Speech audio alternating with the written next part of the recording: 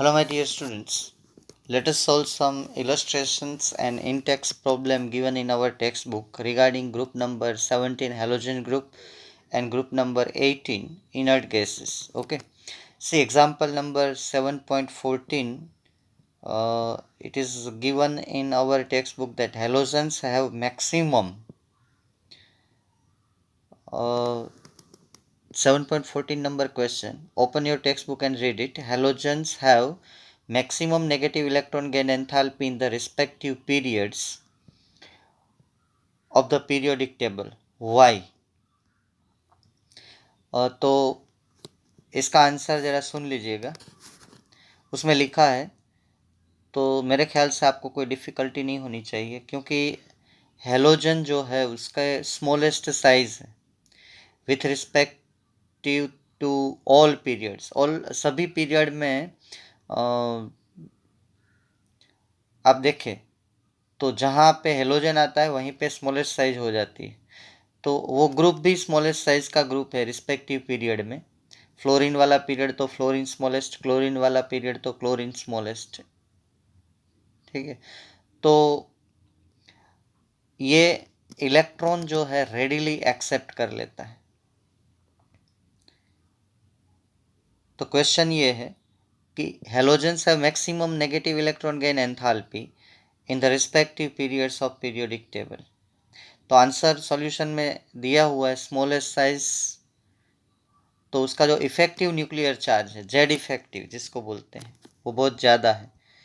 और Z effective अगर ज़्यादा है तो इलेक्ट्रॉन इजीली अंदर एक्सेप्ट हो सकता है. आप जेड इफेक्टिव वाला टॉपिक ज़रा रिफ़र कर लीजिएगा. उसके बाद का क्वेश्चन जो है वो आपकी स्क्रीन के ऊपर है. Although electrons gain enthalpy of fluorine is less negative with respect to chlorine and fluorine is stronger oxidising agent than chlorine. Why? तो जब भी फ्लोरीन के रिलेटेड कोई भी क्वेश्चन आए तो आप दो उसका जो है रीज़न दे सकते हो. एक तो फ्लोरीन की हाई हाइड्रेशन एंथैल्पी है. अगर उसके पास हाई हाइड्रेशन एंथैल्पी है तो स्ट्रोंगर ऑक्सीडाइजिंग एजेंट हो सकता है. और उसकी लो एफ बॉन्ड डिसोसिएशन एंथैल्पी है. ये दो रीज़न की वजह से जनरली एफ बॉन्ड तोड़ने में बहुत ही एनर्जी लगती है, इसलिए फ्लोरीन की electron gain enthalpy is less negative. ठीक है, फिर भी वो स्ट्रोंगर ऑक्सीडाइजिंग एजेंट इसलिए है कि उसकी हाइड्रेशन एंथैल्पी हाई है एंड उसकी बॉन्ड डिसोसिएशन एंथैल्पी एफ जो है वो लो है. ठीक है, ये दो रीज़न है. चलिए next. See on your screen the question number 7.16, that is fluorine exhibit -1 oxidation state whereas other halogen has a +1 +3 +5. वो मैंने ऑक्सीडेशन स्टेट में भी समझाया है. उसमें एक तो फ्लोरीन जो है वो मोस्ट इलेक्ट्रोनेगेटिव एलिमेंट है, तो उसकी पॉजिटिव तो पॉसिबल ही नहीं है. पॉजिटिव तो तब पॉसिबल होती जो उससे कोई ज़्यादा कोई इलेक्ट्रोनेगेटिव होता. और फिर इसमें डी ऑर्बिटल एब्सेंट है. ठीक है, तो ये ज़्यादा ऑक्सीडेशन स्टेट जब आता है तो हाइब्रिडाइजेशन में डी ऑर्बिटल को इन्वॉल्व करना पड़ता है. ठीक है, तो दूसरे हेलोजन के पास डी ऑर्बिटल है, so they can expand their octet. तो वहाँ पे +1 +3 +5 तो पॉजिटिव फ्लोरीन में पॉसिबल ही नहीं है. वो ऑक्सीडेशन स्टेट में भी मैंने बोला था. ठीक है, क्योंकि वो हाईएस्ट इलेक्ट्रोनेगेटिव है. चलिए नेक्स्ट क्वेश्चन के ऊपर. See here on your screen it is written F3 minus Y not exist. As we know that F3 में d ऑर्बिटल नहीं होती है और F can not expand it octet. आप अगर F ऐसे F3 बनाओगे तो यहाँ पे एक इलेक्ट्रॉन, मतलब कि इसके ये 7 इलेक्ट्रॉन एक यहाँ पे. ठीक है, इसके 1 2 3 4 5 6 और ये 7 इलेक्ट्रॉन. अब बीच वाला जो फ्लोरीन अगर आप देखेंगे तो उन्होंने एक इलेक्ट्रॉन यहाँ यूज़ किया, एक बाकी बचे कितने, 1 2 3 4 5. ठीक है, तो ऑक्टेट तो वैसे ही कंप्लीट हो रहा है, तो ये लेविस स्ट्रक्चर जो है वो अनस्टेबल होगा. ऑक्टेट उसका एक्सपांड नहीं हो सकता है, इसके अंदर डी ऑर्बिटल प्रेजेंट नहीं है, तो F3 माइनस पॉसिबल नहीं है। ठीक है, टोटल इलेक्ट्रॉन 7 मल्टीप्लाइड बाई 3 21, और एक इलेक्ट्रॉन जो नेगेटिव चार्ज का, टोटल 22 इलेक्ट्रॉन लेविस स्ट्रक्चर में हमें सेट करने होते हैं, और फ्लोरीन की साइज इतनी छोटी है कि इतने इलेक्ट्रॉन एडजस्ट नहीं होते हैं, तो F3 minus is not possible.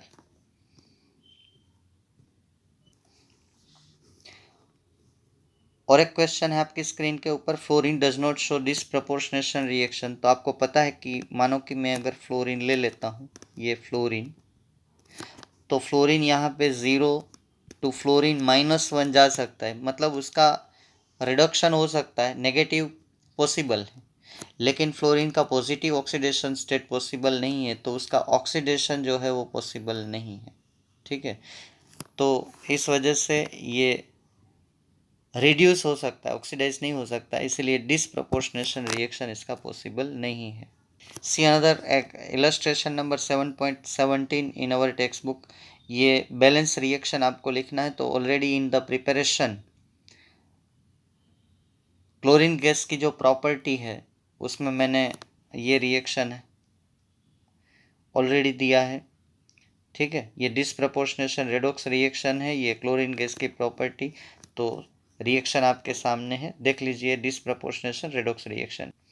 See here illustration 7.18, इसमें बोला है कि ये जो प्रोडक्ट है वो फेरस क्लोराइड FeCl2 क्यों बनती, FeCl3 क्यों नहीं बनती।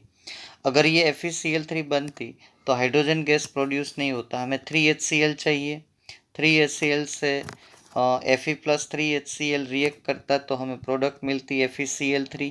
ठीक है, तो यहाँ पे जो hydrogen gas, it liberation of hydrogen prevents the formation of ferric chloride. ये जो हाइड्रोजन यहाँ पे लिबरेट हो रहा है, आपको पता है जब भी कोई मेटल हाइड्रोक्लोरिक एसिड के साथ रिएक्ट करेगा तो ये तो प्रोडक्ट निकलनी ही निकलनी है, हाइड्रोजन गैस, तो ये तो उसकी प्रॉपर्टी है मेटल की, तो ये जो हाइड्रोजन गैस निकलती है वो FeCl3 नहीं बनने देती।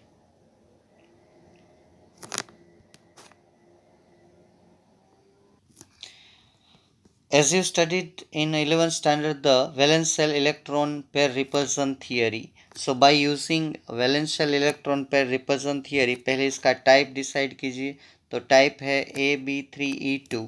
अब आप 11th की बुक में देख लीजिए, AB3 3 बॉन्डिंग है और 2 लोन पेयर है E2। ठीक है, तो इसका क्या शेप आएगा, कितनी लोन पेयर और कैसा अरेंजमेंट होगा, वो पूरा उसमें समझाया हुआ है, और अगर आपको आंसर चाहिए तो यहाँ पे लिखा है, और इसका शेप आएगा टी, और अब हमारी टेक्स्ट बुक में भी सॉल्व है, लेकिन ये पूरा जो क्वेश्चन है वो विस्पर प्रिंसिपल के ऊपर है जो 11th स्टैंडर्ड में। अब एक इलस्ट्रेशन है कि why are the elements are noble gases, group number 18 are called noble gases. तो उसमें तो क्या है कि सब ऑर्बिटल कंप्लीटली फिल्ड है, उसको ना ही इलेक्ट्रॉन देने की तमन्ना है, ना इलेक्ट्रॉन वो बाहर से एक्सेप्ट कर रहे हैं। ठीक है, इसलिए वो केमिकली रिएक्ट नहीं करते हैं, फिर भी हमने जेनॉन के कंपाउंड तो बनाए हैं कुछ, तो ये इनर्ट गैसेस मानी जाती है क्योंकि केमिकली ये रिएक्टिव नहीं है due to the completely filled electronic configuration. अब ये देखिए कि 21 नंबर का इलस्ट्रेशन है कि noble guys have very low boiling point, और वाई। तो बॉइलिंग पॉइंट तो एक तो इंटरमोलिकुलर फोर्स के ऊपर डिपेंड करता है, और नोबल गैस की जो सब है वो मोनो एटॉमिक गैस है, जैसे कि हीलियम, नियोन, आर्गोन, तो एक ही फोर्स उसमें प्रेजेंट है, वो है विक वांडरवाल फोर्स। तो ऑब्वियसली उसके बॉइलिंग पॉइंट लो ही होने वाला है क्योंकि उसमें और कोई अट्रैक्शन फोर्स ही नहीं है, और विक फोर्स है वो है van der Waal force of attraction. Okay, अब लास्ट क्वेश्चन है इलस्ट्रेशन का, उसमें आपको पूछा गया है कि क्या इसका जो हाइड्रोलिसिस है वो रेडॉक्स रिएक्शन देगा। तो ज़रा ध्यान से देखिए, हमको बैलेंस नहीं करना है लेकिन मैं आपको समझा देता हूँ। Fe का अब सॉरी XeF6 का अगर आप हाइड्रोलिसिस करेंगे then what will you obtain, एक प्रोडक्ट तो है उसकी XeOF4, और अगर ये नहीं मिलती है तो दूसरी प्रोडक्ट ये है XeO2F2। ऑक्सीजन जो है इसमें तो आप देखिए यहाँ पे जेनॉन है +6, फ्लोरीन का -1, हाइड्रोजन का ऑक्सीडेशन स्टेट +1, यहाँ -2, यहाँ पे जेनॉन 1 फिर से +6, ऑक्सीजन -2, फ्लोरीन एक का -1, यहाँ भी फिर से है जेनॉन +6, ऑक्सीजन का एक, ऑक्सीजन का -2 और फ्लोरीन का, कहीं पे भी ऑक्सीडेशन का चेंज नहीं आ रहा है। तो रेडॉक्स की कंडीशन ही ये है कि किसी एटम का ऑक्सीडेशन नंबर इंक्रीज या तो डिक्रीज होना चाहिए, तो ही रेडॉक्स रिएक्शन हो सकता है। यहाँ कहीं भी किसी भी जगह पे ऑक्सीडेशन नंबर का कोई चेंज नहीं आ रहा है। आप फिर से अगर आप गिनना चाहते हो तो गिन लीजिए। पेरोक्साइड नहीं है तो ऑक्सीजन का -2, फ्लोरीन -1, हाइड्रोजन +1 एंड सभी केस में जेनॉन जो है +6 आ रहा है। ठीक है, चलिए अब इंटेक्स प्रॉब्लम सॉल्व करते हैं। Let us solve the in-text problem, and based on group number 17 and 18 there are 9 questions. So question number 26 to question number 34।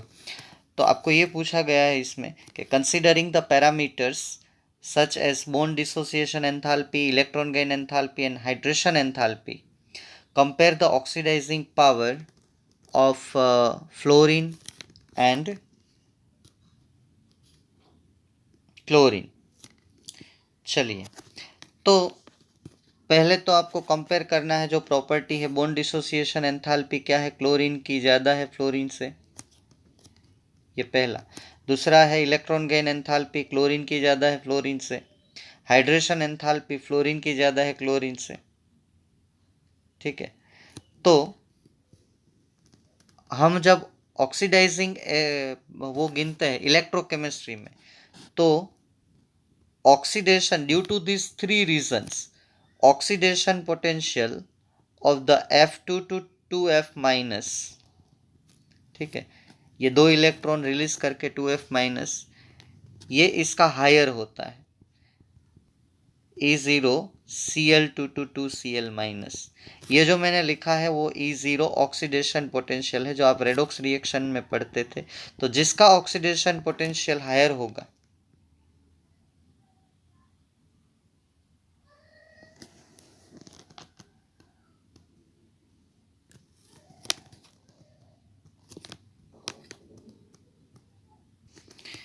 ये थोड़ा मैंने गलत समझा दिया है, थोड़ा वो ऑक्सीडेशन पोटेंशियल नहीं है, वो रिडक्शन पोटेंशियल है। ज़रा फिर से ध्यान दीजिएगा, थोड़ा मैं गलत ट्रैक पे चला गया। ऐसा मैंने लिखा था E0 fluorine to 2F minus, तो ये जो है रिडक्शन पोटेंशियल है, ऑक्सीडेशन पोटेंशियल नहीं है। बाय एक्सेप्टिंग 2 इलेक्ट्रॉन वो फ्लोरीन बनाता है। और ये जो है E0 क्लोरीन तो 2Cl माइनस, तो ये जो है E0 रिडक्शन ऑफ क्लोरीन है। तब इसका रिडक्शन पोटेंशियल फ्लोरीन का ज़्यादा होता है। जिसका रिडक्शन पोटेंशियल ज़्यादा होता है उसकी खुद की रिडक्शन करने की टेंडेंसी ज़्यादा होती है, तो वो इतना ही स्ट्रॉन्ग ऑक्सीडाइजिंग एजेंट होता है। वो हम इलेक्ट्रोकेमिस्ट्री में फिर से पढ़ेंगे। आप रेडॉक्स रिएक्शन में शायद ये पढ़ चुके हो कि जिसका भी रिडक्शन पोटेंशियल ज़्यादा होता है उसकी खुद की टेंडेंसी रिडक्शन करने की ज़्यादा होती है। और 11th स्टैंडर्ड में इन 3 वैल्यूज से हम लोग E0 रिडक्शन कैलकुलेट कर सकते हैं कि कैसे E0 रिडक्शन तय होता है, उसमें हम नहीं जाएंगे। लेकिन आप इतना ध्यान रखिए कि based on this 3 property reduction potential of fluorine is more than the chlorine, so fluorine is the more oxidising agent. चलिए नेक्स्ट क्वेश्चन पे चलते हैं। 2 examples to show the anomalous behavior of fluorine। तो वो तो सीधा आप क्वेश्चन से ले सकते हो, मैंने आपको क्वेश्चन लिखा है कि show the anomalous behaviour of fluorine. तो कोई ऐसे 2 एग्जाम्पल आपको देने हैं। तो पहला एग्जाम्पल मैं दे सकता हूँ कि ionisation enthalpy, electronegativity and electrode potential are higher for fluorine than the expected. ठीक है, कोई भी 2 आप ले लो उसमें से। Fluorine does not show any positive oxidation state,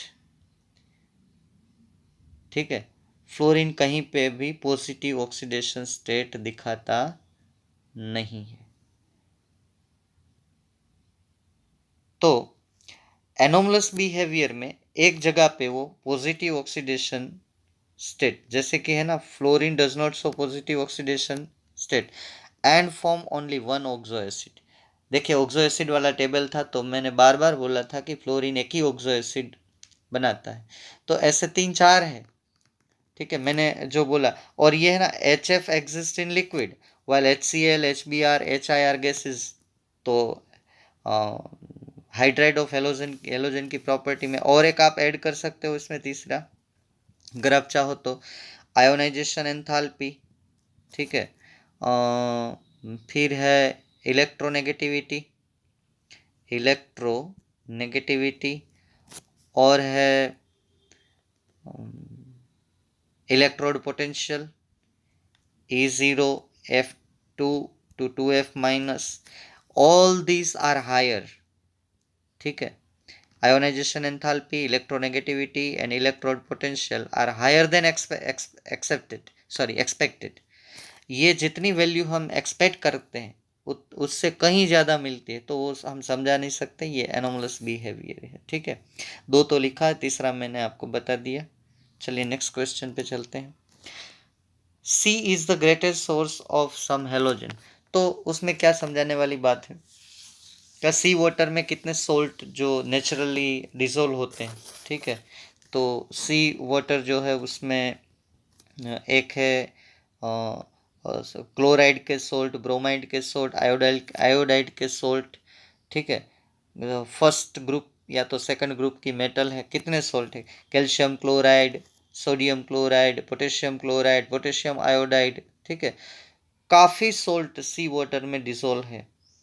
ठीक है, sodium chloride also present in maximum amount, इसलिए तो हम सी वाटर को सलाइन वाटर बोलते हैं। सी एरिया के आसपास में जो सी वीड्स होते हैं, जिसको हम घास बोलते हैं, ठीक है, उसमें भी 0.5% आयोडीन होते हैं, जो मैंने सोर्स में बोला था, अवेलेबिलिटी ऑफ। ठीक है, नेक्स्ट चलते हैं 29। Give reason for bleaching action of Cl2। Cl2 का ब्लीचिंग एक्शन, आप टीवी में एडवर्टाइज देखते हो और उसमें आता है एक्टिव ऑक्सीजन, ऐसा वर्ड सुना है ना, इसके पास एक्टिव ऑक्सीजन है। आपने टीवी पे देखा होगा तो डिटर्जेंट की जो आती है एडवर्टाइज, इसमें बोलते हैं कि ये बहुत ही बेहतर डिटर्जेंट है क्योंकि इसमें एक्टिव ऑक्सीजन है। एक्टिव ऑक्सीजन के पास जो है वो ब्लीचिंग प्रॉपर्टी होती है। ठीक है, अब आप क्लोरीन को वाटर में डालोगे तो HOCl बनेगा, ये एक एसिड है, और HCl बनेगा। तो HOCl जो है उसका अंदर का ऑक्सीजन है वो नासेंट, मतलब हाईली एक्टिव ऑक्सीजन है। वो जब डिकम्पोज होगा HOCl तो वो ऐसे होगा HCl, और आपको एक नासेंट ऑक्सीजन देगा, ये हाईली एक्टिव ऑक्सीजन जो टीवी एडवर्टाइज में दिखाते हैं वही है। अगर किसी कलर्ड मैटर के साथ इसका कॉम्बिनेशन हो जाएगा तो वो कलर अपने साथ ये ऑक्सीजन लेके जाएगा, जिसको हम बोलते हैं ब्लीचिंग। ठीक है, और उसको कलरलेस कर देगा, तो ये ब्लीचिंग एक्शन है। चलिए 30 नंबर का क्वेश्चन देखते हैं।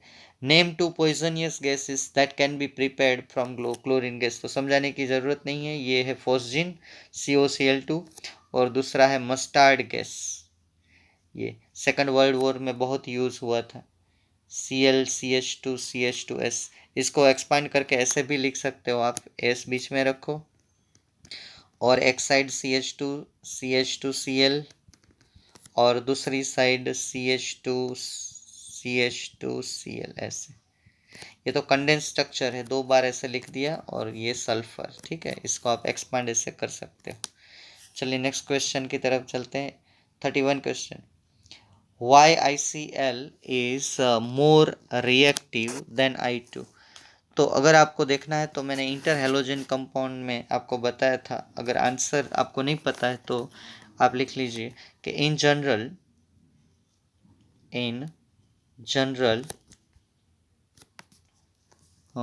Inter halogen compounds are more reactive than halogens. ठीक है ना, रिएक्टिविटी ऑर्डर जो है, रिएक्टिविटी ऑर्डर आपको पता है, XX-, ये इंटर हेलोजन कंपाउंड का फॉर्मूला है, या तो XX-3 XX-5, are more reactive than the halogen compound like X2. X2 का मतलब क्या हुआ, या तो फ्लोरीन या तो क्लोरीन या तो ब्रोमीन या तो आयोडीन, दो सेम। यहाँ पे दो डिफरेंट है और आपको क्वेश्चन में एग्जांपल दिया गया है ICL, तो वो एक्स एक्स डेस टाइप का है, ठीक है। वाई, अब ये तो जो इंफॉर्मेशन थी, why this is more reactive, ये तो मैंने बता दिया, वो क्वेश्चन में भी वही है कि ये I2 से क्यों रिएक्टिव थे। तो जनरल मैंने बोला है कि कोई भी एक्स एक्स डेस X2 से ज़्यादा रिएक्टिव होता है, तो रीज़न भी उसी क्वेश्चन में है। X X dash bond is weaker, थोड़ा आप यहाँ पे लिख लीजिए, एक्स एक्स डेस बॉन्ड, इसके बीच का जो बॉन्ड है, बॉन्ड इज वीकर, जो जल्दी से टूट जाता है और रिएक्ट कर जाता है with respect to X X bond, ठीक है। तो अब आप आंसर दे सकते हो ICL is more reactive than I2। समझ में आ गया, थोड़ा स्टेप बाय स्टेप लिख लेना, ठीक है। चलिए नेक्स्ट क्वेश्चन की तरफ आगे बढ़ते हैं, 34 तक जाना है। Why is helium used in diving apparatus? क्योंकि इसकी सॉल्युबिलिटी हमारे ब्लड सेल में ज़्यादा है। A mixture of helium and oxygen does not cause any pain due to very low solubility of helium in blood as compared to nitrogen, ठीक है। तो अगर हम नाइट्रोजन और ऑक्सीजन का मिक्सर लेते हैं तो नाइट्रोजन जो है हमारे ब्लड सेल में ऑक्सीजन की तरह डिसोल्व हो जाता है, हालांकि इतना नहीं होता, लेकिन जब हम डाइविंग करके ऊपर आते हैं तो प्रेशर घट जाता है और ये एक साथ बॉडी सेल में से बाहर का प्रेशर जो है लो हो जाता है, अंदर का प्रेशर बढ़ जाता है, तो बाई प्रेशर ये गैस बाहर निकलती है, तो बॉडी जो है उसमें से स्क्रीन बर्स्ट हो सकती है, कुछ ऑर्गन डैमेज हो सकते हैं। अगर हम हीलियम और ऑक्सीजन का मिक्सचर डालेंगे स्क्यूबा डाइवर के लिए, वो ये बात हमने उस लो में भी कही थी, चैप्टर 2 में जो था, ठीक है, सॉल्युबिलिटी ऑफ गैसेस के बारे में। तो ये हीलियम जो है वो लो सोल्यूबल है, तो अगर आप यहाँ पे आंसर लिखा है ये तो helium is very less solubility so it does not cause any pain. जब आप ऊपर आओगे डाइव लगा के तो वो धीरे धीरे बाहर निकलेगी, हमारे बॉडी के कोई ऑर्गन को ये डैमेज नहीं करेगी, ठीक है। चलिए और 33 नंबर का क्वेश्चन देखिए, ये तो बैलेंस इक्वेशन लिखना है, थियोरी में ही है, ये पूरा ये लिखा है आपके सामने बैलेंस रिएक्शन, ये तो जेनॉन ऑक्सीजन कंपाउंड में हम लोगों ने लिखा है, ठीक है। चलिए नेक्स्ट क्वेश्चन, लास्ट क्वेश्चन है intext, why has it been difficult to study the chemistry of radon? तो पहली बात है भाई साहब, रेडोन एक रेडियो एक्टिव एलिमेंट, उसकी जो हाफ लाइफ पीरियड है वो 3.82 डेज की, तो रेडियो एक्टिविटी एंड ये हाफ लाइफ पीरियड इसकी शॉर्ट है, तो ये इतने दिनों में तो पूरा ख़त्म हो जाता है, तो क्या लेके उसकी स्टडी करेंगे, ठीक है। तो एक तो रेडियो एक्टिव है तो सिंपल केमिस्ट्री काम नहीं आती है, हाफ लाइफ पीरियड उसका बहुत शॉर्ट है, तो मैं ये नहीं बोलूँगा कि ये इम्पॉसिबल है, लेकिन बहुत ही डिफ़िकल्ट है, ठीक है। तो चलिए अब हम एक्सरसाइज प्रॉब्लम सॉल्व करते हैं। See, for exercise problem we have to solve problem number 23 to 40, तो थोड़ा लॉन्ग बन सकता है, ठीक है। आप जब भी फ्री हो तो एक साथ मत देखिए, स्लोली इसको। तो पहले देखिए 23 नंबर का question, why are halogens are strong oxidising agent. तो मैं बहुत ही इजी शॉर्ट आंसर होते हैं। आपको पता है कि इलेक्ट्रॉनिक कन्फिगरेशन है NH2 एंड P5, अगर उसको स्टेबल बनना है तो बाहर एक इलेक्ट्रॉन बाहर से ऐड करना पड़ेगा, तो वो कोई भी हेलोजन एक इलेक्ट्रॉन लेके X माइनस बनाने की टेंडेंसी रखता है, तो ये जो प्रोसेस है वो रिडक्शन की प्रोसेस है, तो अगर उसके खुद की टेंडेंसी रिडक्शन करने की है तो वो ऑब्वियसली स्ट्रॉन्ग ऑक्सीडाइजिंग एजेंट होगा, ठीक है। चलिए नेक्स्ट क्वेश्चन के बारे में बात करते हैं। 24, fluorine form only one oxo acid, fluorine क्यों एक ही ऑक्सो एसिड फॉर्म करता है? ठीक है। अगर फ्लोरीन, चलिए मैं सपोज कर लेता हूँ कि फ्लोरीन सब ऑक्सो एसिड फॉर्म कर लेता है, HFO, then HFO2, then HFO3, then HFO4। अब देखिए, due to high electronegativity and absence of d orbital, ठीक है, F does not form oxo acid, ये एक ही ऑक्सो एसिड फॉर्म कर सकता है, बाकी के जो 3 है वो ऑक्सो एसिड फॉर्म नहीं कर सकता है, ठीक है। अगर ये ऐसा फॉर्म करता है तो इसके अंदर मुझे फ्लोरीन का ऑक्सीडेशन स्टेट चाहिए +3, यहाँ पे चाहिए मुझे +5 ऑक्सीडेशन स्टेट, और यहाँ पे चाहिए मुझे +7, ठीक है। तो how is it possible? Fluorine में ये पॉसिबल नहीं है, ठीक है। तो वो एक ही ऑक्सो एसिड बनाता है, HOF। आपको पता है, टेबल से आपने प्रिपेयर किया है। चलिए 25 नंबर को देखिए। Explain why in spite of nearly the same electronegativity of oxygen forms hydrogen bonding while chlorine does not. तो ऑक्सीजन से क्लोरीन की साइज सब लार्जर है, ठीक है। तो एक तो हम इलेक्ट्रोनेगेटिविटी, यहाँ पे नाइट्रोजन को कंपेयर करने की ज़रूरत नहीं है, शायद गलत है ये। Why in spite of nearly same electronegativity, तो इलेक्ट्रोनेगेटिविटी जो है वो किसकी, फ्लो, नाइट्रोजन फॉर्म्स हाइड्रोजन बॉन्डिंग, हाँ नाइट्रोजन का फ्लोरीन किसके साथ कनेक्शन है, क्लोरीन के साथ, यस।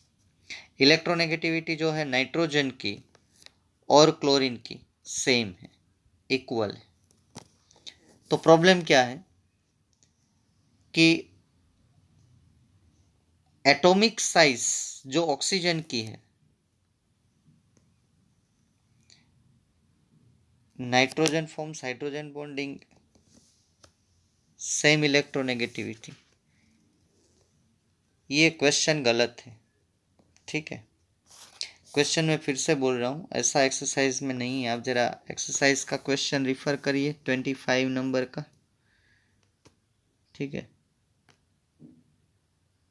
तो मेरे ख्याल से इसमें ऑक्सीजन है,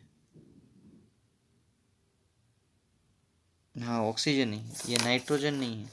नाइट्रोजन फॉर्म्स हाइड्रोजन बॉन्डिंग नहीं, या नाइट्रोजन की जगह पे आप ऑक्सीजन कर दीजिए। तो मैं फिर से बोलता हूँ, नाइट्रोजन की जगह पे आप ऑक्सीजन कर दीजिए। तो अब मैं कंपेयर करता हूँ, क्योंकि इलेक्ट्रोनेगेटिविटी सेम है नहीं, और इसके अलावा हम समझा नहीं सकते। ऑक्सीजन और क्लोरीन की सेम है। दूसरी बात, एटॉमिक साइज अगर हम डिस्कस करें ऑक्सीजन और क्लोरीन की, तो इसकी है 66 पिकोमीटर और क्लोरीन की है 99 पिकोमीटर। इसका मतलब कि क्लोरीन बहुत ज़्यादा है, ठीक है। तो ऑक्सीजन की जो इलेक्ट्रोनेगेटिव इलेक्ट्रॉन डेंसिटी ऑक्सीजन के ऊपर जो है दैट इज मच हायर, क्योंकि स्मॉल साइज है, ठीक है। अगर 2 आदमी को आप 2-2 रोटी देंगे, एक एकदम छोटा है तो उसको वो ज़्यादा लगेगी, एक बड़ा है जो 20 रोटी खा सकता है और उनको 2 देंगे तो वो तो बोलेगा कि इससे तो कुछ नहीं होगा, ठीक है। तो इसकी इलेक्ट्रोनेगेटिविटी ज़्यादा है, इसकी इलेक्ट्रोनेगेटिविटी ज़्यादा है, तो जब भी ये हाइड्रोजन के साथ कनेक्ट होगा तो यहाँ पे पोलैरिटी ज़्यादा आएगी और ये हाइड्रोजन बॉन्ड बनाएगा, ठीक है। बस, तो क्लोरीन बड़ा है, क्लोरीन के ऊपर इलेक्ट्रॉन डेंसिटी जो है इतनी, हालांकि ये नहीं बोलता कि नहीं है, लेकिन उसकी कंपैरिजन में कम है। तो ऑक्सीजन जो है वो हाइड्रोजन बॉन्ड बनाता है, लेकिन क्लोरीन जो है वो हाइड्रोजन बॉन्ड नहीं बनाता है। इस क्लियर? चलिए आगे बढ़ते हैं। 26 number, right 2 uses of chlorine. तो वो तो आप पढ़ लीजिए, उसमें कुछ समझाने वाला नहीं है, सीधा आंसर है। हमने यूजेस में हाँ, 2 यूजेस ऑफ ClO2 है, क्लोरीन डाइऑक्साइड है, तो शायद क्लोरीन डाइऑक्साइड के यूजेस है। एक तो ये पावरफुल ऑक्सीडाइजिंग एजेंट है, ये क्लोरीनेटिंग एजेंट भी है, ब्लीचिंग करने में काम आता है, वुल पल्प, सेल्यूलोज, वाटर प्यूरिफिकेशन में, फ्लोर को ब्लीच करने के काम में आता है, मैन्युफैक्चरिंग ऑफ वाइट ब्रेड। तो ये तो याद रखने वाला क्वेश्चन है। चलिए 27, वाई आर हेलोजन कलर्ड। तो हेलोजन डिपार्टमेंट में मैंने बोला है कि ये जो है विजिबल रीजन की लाइट को एब्सॉर्ब करता है। जो विजिबल रीजन की लाइट को एब्सॉर्ब करेगा वो वही लाइट इमिट करेगा, लेकिन दूसरी फ्रीक्वेंसी की होगी। तो ये येलो है, ये रेड है, ये ग्रीनिश येलो है, ये वायोलेंट है। वो एक फॉर्मूला भी मैंने दिया है, उस हिसाब से आपको याद रखना है। फ्लोरीन और क्लोरीन का आपको वाटर के साथ रिएक्शन लिखना है, वो भी हमारी थियोरी में। ये फ्लोरीन का वाटर के साथ रिएक्शन देखिए, जो फ्लोरीन है विगरसली रिएक्ट करता है वाटर के साथ और ऑक्सीजन देता है, ये रिएक्शन। और क्लोरीन जो है वो हमें HOCl, एक हाइपोक्लोरस एसिड देता है, जिसमें नासेंट ऑक्सीजन अभी अभी इंटेक्स में भी हमने देखा था, और इसकी वजह से इसके पास ब्लीचिंग एक्टिविटी भी है। नासेंट ऑक्सीजन, नासेंट का मतलब होता है हाईली रिएक्टिव। ठीक है, तो आंसर है आपकी स्क्रीन के ऊपर। तो ये दोनों रिएक्शन क्लोरीन के साथ, सॉरी फ्लोरीन एंड क्लोरीन का वाटर के साथ। चलिए 29 नंबर का क्वेश्चन। अब इसमें पूछा है कि how can you prepare chlorine gas from HCl and HCl gas from chlorine. तो ये तो दो रिएक्शन ही है, सीधे हमने लिए भी है, डेकॉन प्रोसेस है। तो ये जो है HCl में से हम क्लोरीन बना रहे हैं। ये रिएक्शन जो है कॉन्सेंट्रेटेड HCl के अंदर मैंगनीज डाइऑक्साइड का पाउडर डाल दीजिए तो हमें क्लोरीन गैस मिलेगी। डेकॉन प्रोसेस एक प्रोसेस है इलेक्ट्रोलिसिस वाली, उसमें भी हाइड्रोक्लोरिक एसिड से हमें क्लोरीन मिलेगा। ये रिएक्शन आपके सामने है। दूसरा एक रेडॉक्स रिएक्शन है, जिसमें KMnO4 और HCl का रेडॉक्स रिएक्शन लेंगे तो उसमें भी हमें क्लोरीन गैस मिलेगी। तो ये तीन रिएक्शन जो है वो हाइड्रोक्लोरिक एसिड से हम क्लोरीन गैस बनाते हैं। अब क्लोरीन में से हाइड्रोक्लोराइड बनाना तो सीधा है, दो गैस हाइड्रोजन एंड क्लोरीन को रिएक्ट कराओ in presence of sunlight, hydrochloride gas बनेगा। 30 नंबर का क्वेश्चन देखिए, question number 30।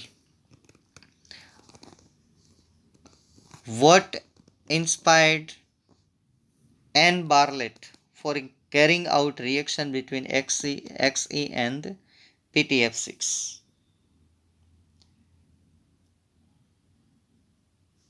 First he prepared this red color compound, ये भी मैं थियरी में डिस्कस कर चुका हूँ।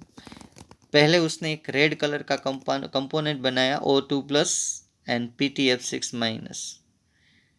ठीक है,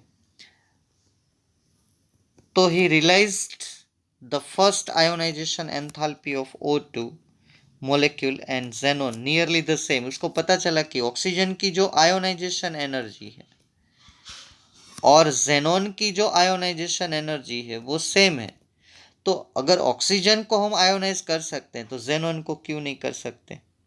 इसी आइडिया से ये रेड कलर का जो कंपाउंड बना, इसी आइडिया से, क्योंकि जेनोन की नियर अबाउट आयोनाइजेशन एनर्जी है 1170 किलो जूल पर मोल, तो इसकी जो है ऑक्सीजन की 1175 किलो जूल पर मोल।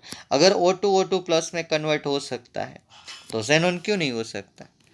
तो उसको आइडिया आया, बाद में मैंने रिएक्शन शायद दिया है थियरी में, उसने ये रिएक्शन किया Xe xenon platinum hexafluoride 278 kelvin करके कुछ टेम्परेचर था, तो उसने बनाया कंपाउंड ये O2 प्लस की जगह पे उसको मिला Xe plus and PTF6 minus. ये रिएक्शन अगर आप यहाँ नीचे लिखना चाहते हो तो लिख सकते हो। ठीक है, ये आइडिया यहाँ से आया, ये कंपाउंड से। और ऑक्सीजन की जो आयोनाइजेशन एंथैल्पी है, अगर O2 प्लस बन सकता है तो Xe प्लस क्यों नहीं बन सकता, तो उसने बना के दिखा दिया। अब 31.13 में आपको 5 क्वेश्चन ऐसे पूछे हैं जिसमें आपको ऑक्सीडेशन स्टेट ऑफ फॉस्फोरस बताना है। तो ये मैं आपको नहीं सिखाऊंगा, एक के बाद देख लीजिए। इसमें +3 है फॉस्फोरस का, इसमें भी +3 है, इसमें भी -3 है, ये मेटल के साथ है, इसमें +5 है, आप अपने आप गिन लीजिएगा, और इसमें भी +5 है, POF3, हाँ लास्ट कंपाउंड, इसमें भी +5। फ्लोरीन का -1 ले लीजिए, ऑक्सीजन का -2 ले लीजिए, तो ऐसे हो सकता है P + -2 + -3, तो ये आ गया फॉस्फोरस का +5 इज इक्वल टू यहाँ पे 0। न्यूट्रल कंपाउंड है तो 0 लिखना जरूरी। चलिए अब 32 नंबर का क्वेश्चन, अब हम नियर अबाउट है, जल्दी जल्दी बैलेंस रिएक्शन हमको लिखना है। बैलेंस रिएक्शन तो आपके सामने है, तो उसमें क्या समझाने की ज़रूरत है। NaCl को हीट करना है सल्फ्यूरिक एसिड और MnO2 की प्रेजेंस में, वो शायद हमने अभी अभी नहीं, वो तो HCl से लिया था, ये NaCl है। NaCl का MnO2 H2SO4, तो ये पूरा बैलेंस आपके सामने है, ज़रा समझ के बैलेंस कर लीजिएगा। पहले अनबैलेंस लिखिए और उसके बाद आप ट्रायल एरर मेथड से इसको बैलेंस कीजिए। और ये दूसरा रिएक्शन है। दूसरा क्या रिएक्शन पूछा है कि sodium iodide, chlorine gas is passed into the solution of sodium iodide in water, तो ये रहा आपके सामने, ये रिएक्शन भी NaCl बनेगा। ठीक है, चलिए 33 नंबर का क्वेश्चन। अब मेरे ख्याल से ये तो टेक्स्ट बुक वाला क्वेश्चन है। ठीक है, आपने क्वेश्चन आंसर में how are xenon fluoride XeF2 XeF4 and XeF6 obtain, तो ये भी थियोरी में है, ये भी हमारी थियोरी में अभी अभी आपने अपनी टेक्स्ट बुक में लिखा है। ठीक है, चलिए 34 नंबर का क्वेश्चन देखिए, वो क्या है। 34 नंबर क्या बोल रहा है, with what neutral molecule is ClO minus, with what neutral molecule is a ClO minus is isoelectronic and is that molecule is Lewis base। ठीक है, तो ClO माइनस जो है, तो उसमें कितने इलेक्ट्रॉन है वो पहले हमें गिनना पड़ेगा ना। With what neutral molecule ClO minus is isoelectronic, तो ये ClO माइनस, क्लोरीन का एटॉमिक नंबर कितना है 17, तो 17, ऑक्सीजन का एटॉमिक नंबर 8 और एक इलेक्ट्रॉन ज़्यादा उसका +1, तो टोटल इलेक्ट्रॉन इसमें कितना है 17 + 1 18 + 26 इलेक्ट्रॉन्स आ रहे हैं। ठीक है, तो आपको बनाना होगा कि कौन सा आइसो इलेक्ट्रॉनिक हो रहा है, तो ये दो है आइसो इलेक्ट्रॉनिक, आप गिन लीजिए OF2, फ्लोरीन में 9 9, दो फ्लोरीन, एक फ्लोरीन, फ्लोरीन का एटॉमिक नंबर है 9 9 + 9 + ऑक्सीजन का 8 हो गया 26, यस। और ClF का ले लीजिए, Cl क्लोरीन में है 17 और F में है 9, तो ये भी हो गया 26। तो ये आपको सेट करना होगा, कैसे आप सेट करेंगे, तो O माइनस जो है ClO माइनस का वो 9 इलेक्ट्रॉन, तो आप उसको फ्लोरीन से रिप्लेस कर लीजिए। मैं इसमें आइडिया क्या लगाता हूँ कि मुझे O माइनस है, तो O माइनस के इलेक्ट्रॉन होंगे 8 + 1 9, तो 9 इलेक्ट्रॉन वाला मैं अगर कोई न्यूट्रल कंपाउंड देखूँ तो वो है फ्लोरीन, उसमें भी 9 इलेक्ट्रॉन है। तो मैंने क्या किया, OF2 ऑक्सीजन का फ्लोरीन के साथ कॉम्बिनेशन कर दिया और क्लोरीन का फ्लोरीन के साथ कॉम्बिनेशन कर दिया। ठीक है, तो ये दोनों जो है वो आइसो इलेक्ट्रिक बन सकते हैं। और दूसरा क्वेश्चन पूछा है कि कौन सा लेविस बेस, तो लेविस बेस की डेफिनेशन के हिसाब से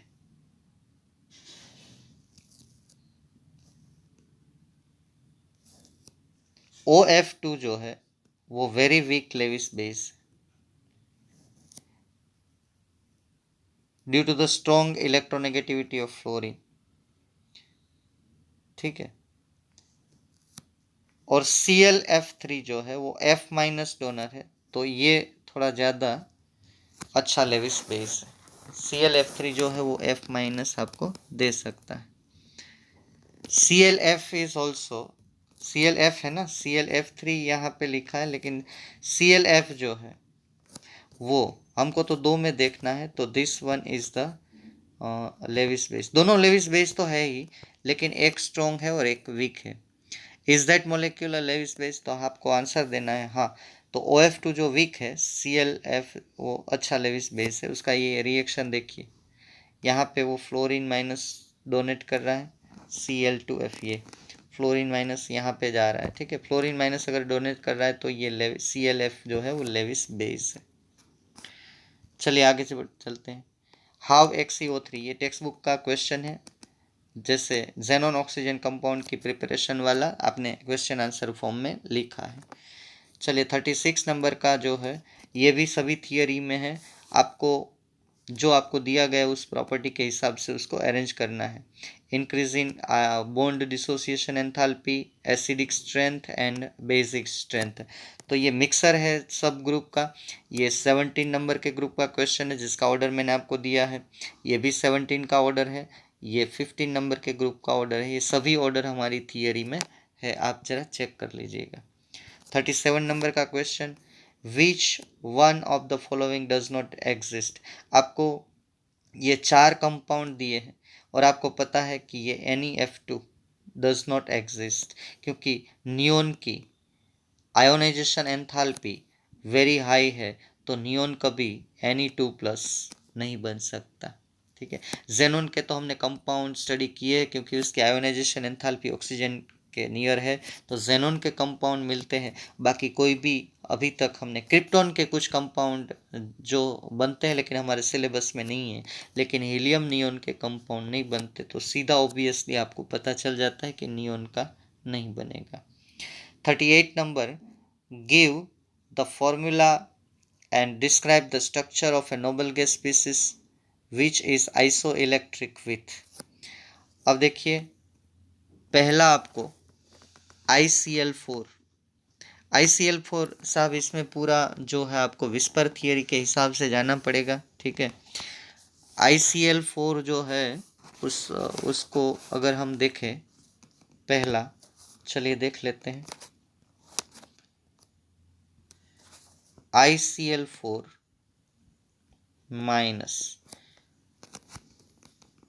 तो किसके साथ वो आइसोस्ट्रक्चरल है वो तो हम बाद में करेंगे, लेकिन इसके अंदर कितने वैलेंस इलेक्ट्रॉन है पहले वो हम फाइंड करेंगे।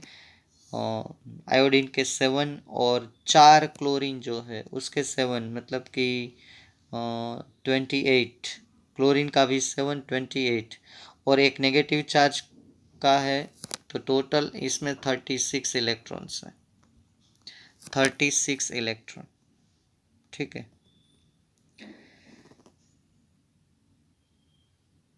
तो ICl4 में आयोडीन के साथ 4 क्लोरीन है, तो मैं ऐसा बोल सकता हूँ कि इसके अंदर 4 बॉन्ड पेयर हैं, 4 बॉन्ड पेयर है 4BP।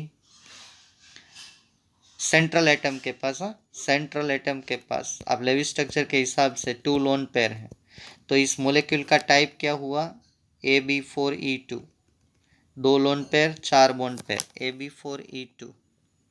तो AB4E2 आप 11 स्टैंडर्ड का मोलिकुलर बॉन्डिंग एंड स्ट्रक्चर वाला चैप्टर देख लीजिए, तो ये आएगा square planar, ICl4 minus square planar आएगा। तो अब आप हमारे चैप्टर में देखिए XeF4 स्क्वायर प्लानर है, तो वो आइसो स्ट्रक्चरल दोनों हो गए XeF4 के साथ, and both have square planar structure. वैसे दूसरे स्ट्रक्चर में अगर आप जाएं, ठीक है, दूसरा स्ट्रक्चर क्या है उसमें बोला